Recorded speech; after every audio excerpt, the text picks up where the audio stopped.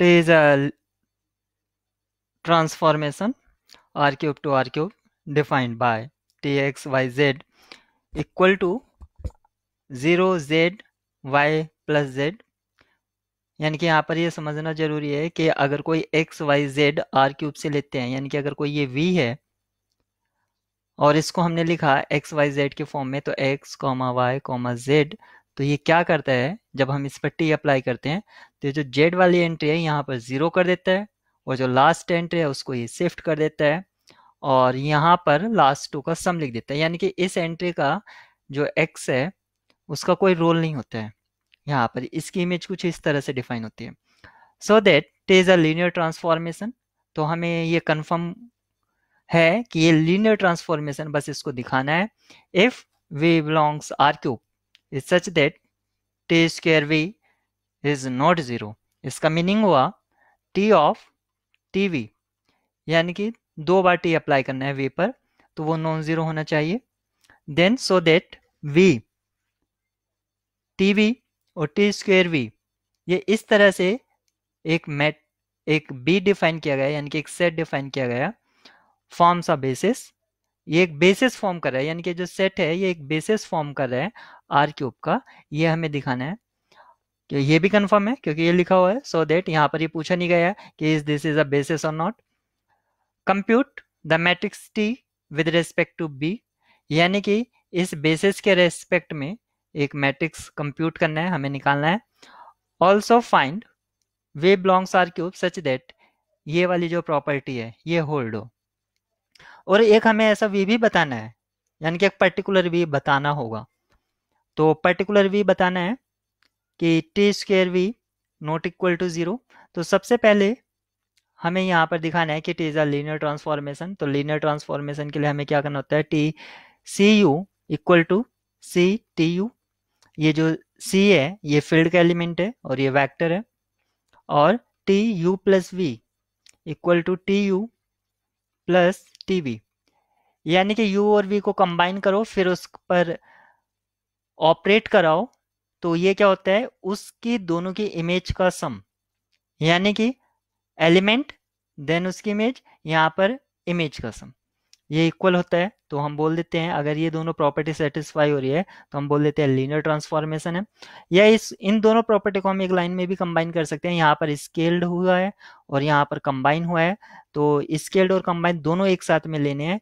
तो यानी कि एक जो एलिमेंट है उसको स्केल्ड कर दीजिए, तो सी यू प्लस वी यहाँ पर स्केल्ड कर दिया, और फिर एक अनदर एलिमेंट ले लिया, फिर दोनों को कंबाइन कर दिया, क्योंकि जब हमने इसको स्केल्ड किया तो ये एक न्यू एलिमेंट बनेगा और उसको हमने दूसरे एलिमेंट के साथ कंबाइन कर दिया।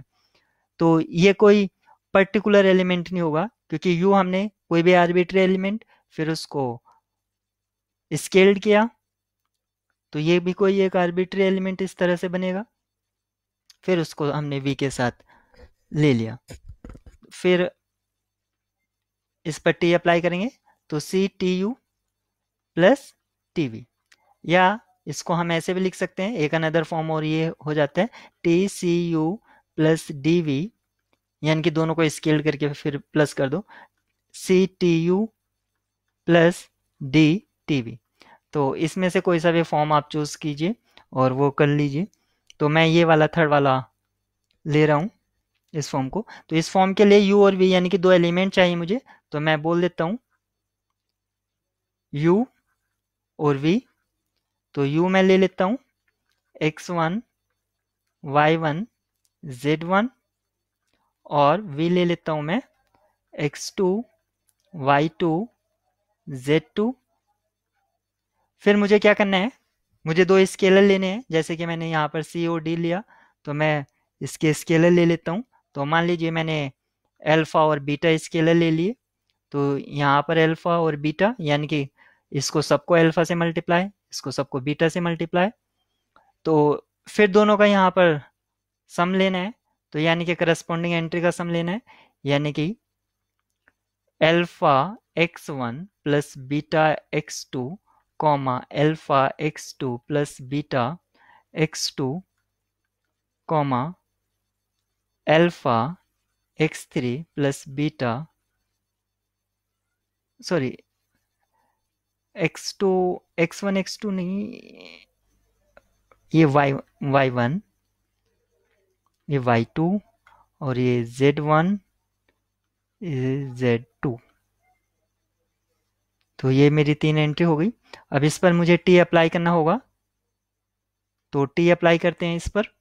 तो जब हम t अप्लाई करेंगे तो t क्या करता है, लास्ट एंट्री को 0 कर देता है और इस एंट्री को शिफ्ट कर देता है, यानी कि alpha z1 plus beta z2 और लास्ट 2 एंट्री का सम ये फर्स्ट पर पहुंचा देता है, यानी कि alpha y1 plus beta y2 plus alpha z1 plus beta z2। तो ये मुझे मिल जाता है इस तरह से। अब यहाँ पर क्या करना है, मुझे सिर्फ रीअरेंज करना है, यानी कि इसको इधर उधर करना है। तो यहाँ पर अल्फा है, क्योंकि समहाउ मुझे alpha T U plus beta T V prove करना है, यानी कि मुझे जो दिखाना था T alpha U plus T sorry beta V equal to alpha T U plus beta T V दिखाना है। तो यानी कि अल्फा को आउटसाइड लेना है, तो अल्फा और अल्फा ये है, तो इसको ले लिया alpha y1 plus alpha z1, फिर बीटा को तो बीटा y2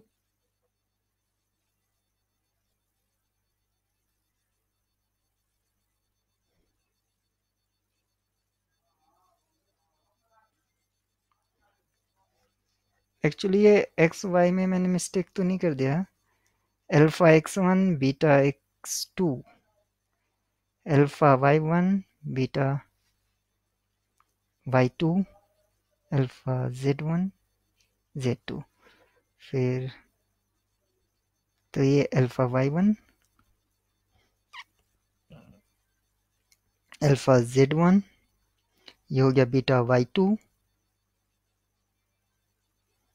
और plus beta z2 comma alpha z1 plus beta z2 comma 0।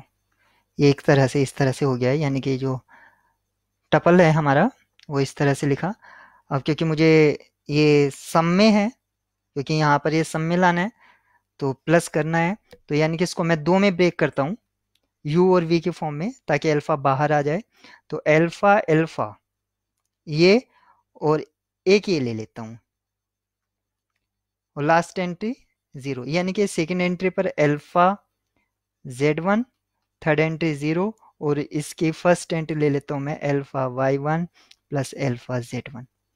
तो एक मैंने इसमें ब्रेक किया प्लस पूरा यहाँ पर ये लिख लेता हूँ beta y2 plus beta z2। Second entry मैं इसको बना देता हूँ बीटा z2 कॉमा 0। तो थर्ड को 0 से 0 प्लस करेंगे 0 आ जाएगा, सेकेंड को इसके साथ प्लस करेंगे तो alpha z1 plus beta z2 और इन दोनों को प्लस करेंगे तो ये, तो ठीक है मेरा, यानी कि इससे ये मेरा आ रहा है और इससे ये आ रहा है। अब यहाँ पर आप देखिए इसमें अल्फा कॉमन है, तो अल्फा आउटसाइड लिया तो y1 प्लस z1 कॉमा 0, ऐसे यहाँ से बीटा कॉमन लिया y2 प्लस z2 कॉमा 0। तो जो हमारा ट्रांसफॉर्मेशन था वो क्या करता था, थर्ड एंट्री 0, फिर जो लास्ट पर है उसको सेकंड पर वो उसको भेज देता था और फिर जो लास्ट 2 थी उनका सम कर देता है, यानी कि ये हो गया मेरा अल्फा x1 y1 z1। तो z1 के पर 0 कर दिया, फिर इसको इधर भेज दिया और फिर दोनों का सम कर दिया ऐसे ही। तो ये हो गया t और ये होगा beta t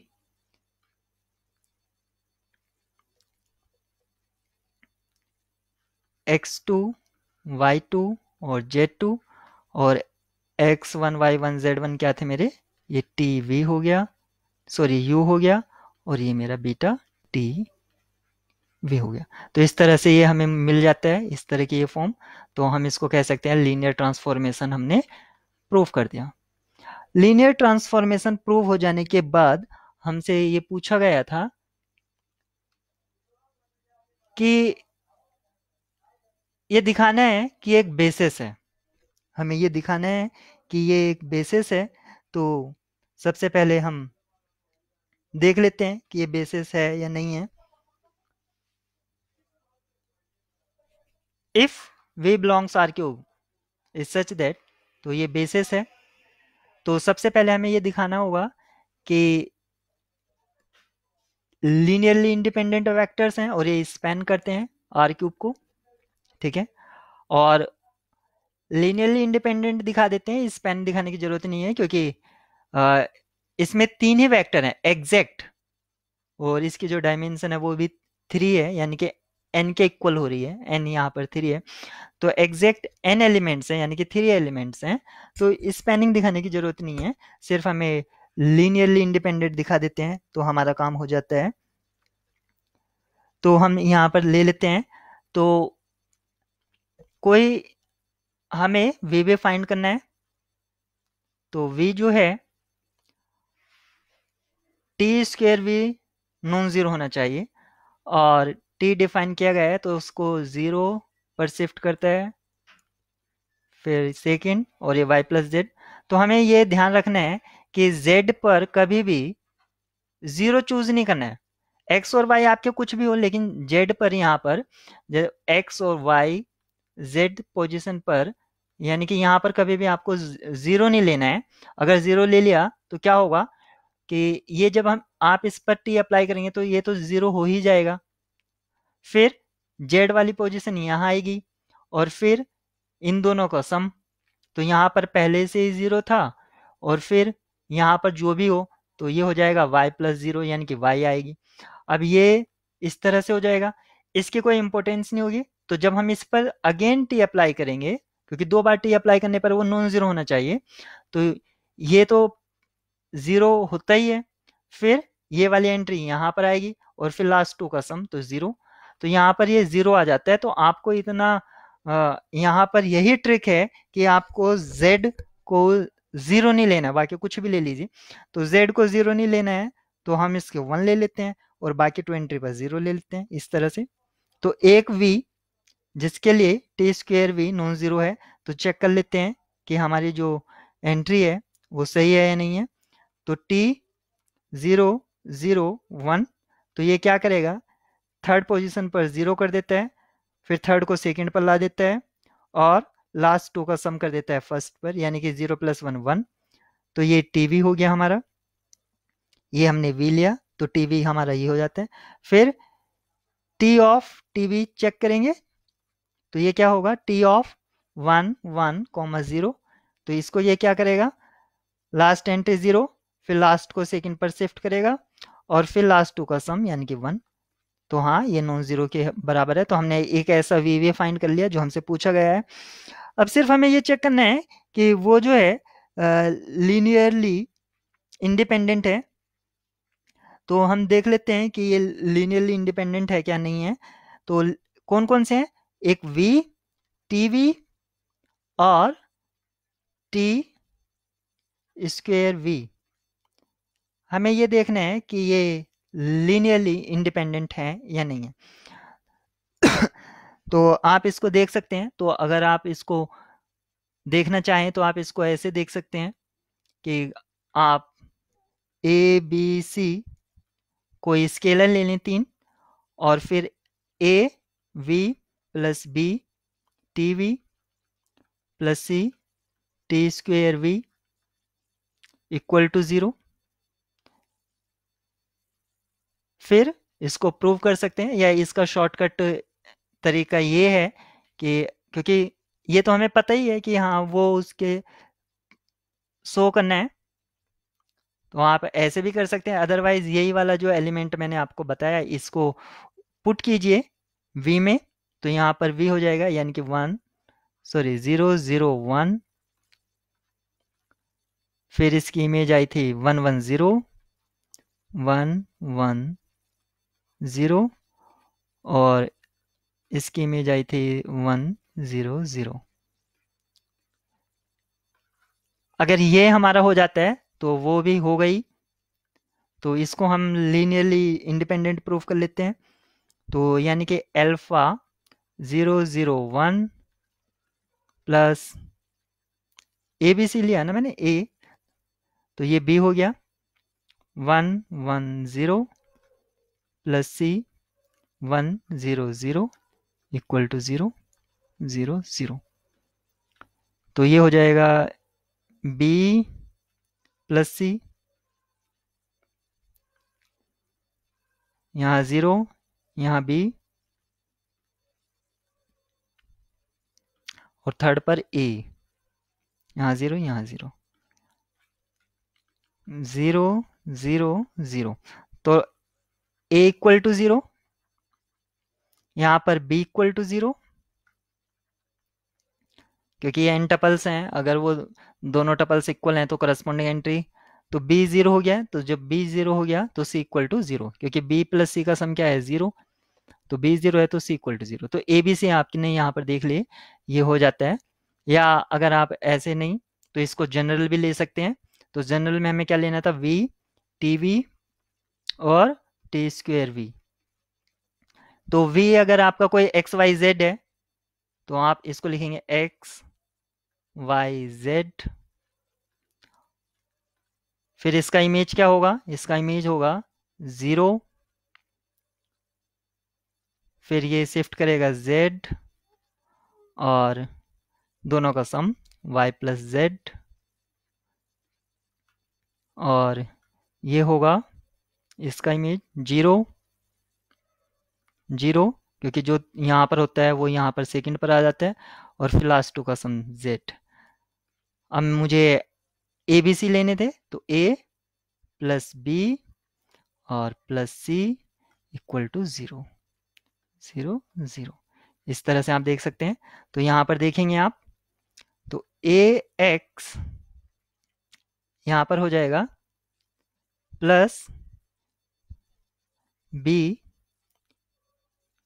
Y plus B Z plus C Z.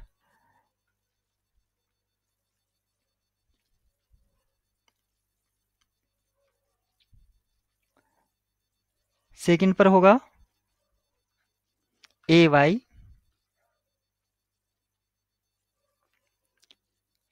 B Z और ये 0, और थर्ड पर होगा ए जेड, यहाँ पर 0, यहाँ पर 0 0 0 0। तो A Z equal to 0, last entry जैसे अभी हमने यहाँ पर कंपेयर किया था, ए जेड इक्वल टू 0। तो यानी कि क्योंकि z तो 0 हो नहीं सकता, तो a इक्वल टू 0। ऐसे ही a इक्वल टू 0 हो गया, तो A Y plus B Z, यहाँ पर देख सकते हैं A Y plus B Z equal to 0 second. तो a 0 हो गया, तो यहाँ पर b 0 हो जाता है। ऐसे आप इसको देख लेंगे, यहाँ से c आ जाएगा। तो इन जनरल हमने ये प्रूव भी कर दिया कि यहाँ पर ये बेसिस लीनियरली इंडिपेंडेंट है, और एग्जैक्ट 3 एलिमेंट है तो बेसिस फॉर्म हो जाता है। अब हमारा काम जो रहा है वो हमें ये देखना है कि एक मैट्रिक्स बीटा से, यानी कि बी से बोलो या बीटा से बी फाइंड करनी है। तो हमने जो एलिमेंट लिया था 0 0 1, ये हमने वी चूज किया था, जिसके लिए टी स्क्वेयर वी हमारा जो था नॉन जीरो था। तो बेसिस के रेस्पेक्ट में, तो हम बेसिस से बेसिस ही फाइंड कर रहे हैं, तो हम इसको डायरेक्टली या सिंपली हम टी ऑफ बी ही लिख सकते हैं। तो सबसे पहले हम इसी एलिमेंट को इसमें रखेंगे टी में। तो 0 0 1 जब हमने रखा तो इसका इमेज मिलता है 0 1 0 0 1 1। अब जो हमारा एलिमेंट था, एक्चुअली हमारा जो बेसिस था बीटा, वो क्या था 0 0 1, सेकेंड एलिमेंट था 0 1 1, और थर्ड एलिमेंट था 0 0 1।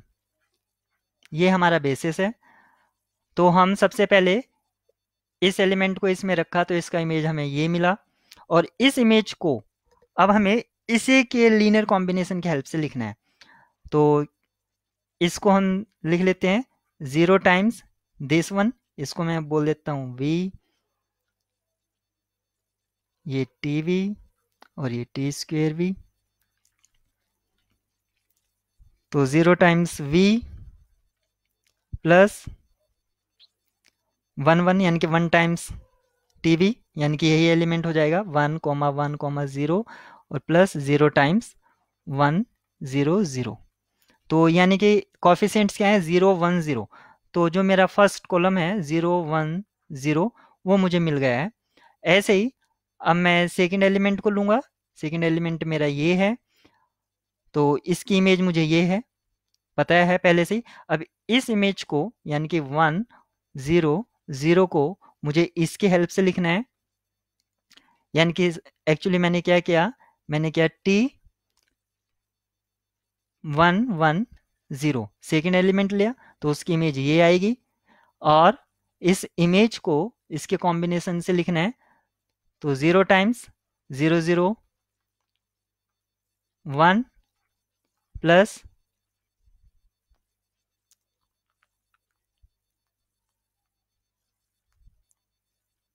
0 टाइम्स ये 1 1 0 प्लस 1 टाइम्स 1 1 0, क्योंकि यही वाला एलिमेंट यहाँ है।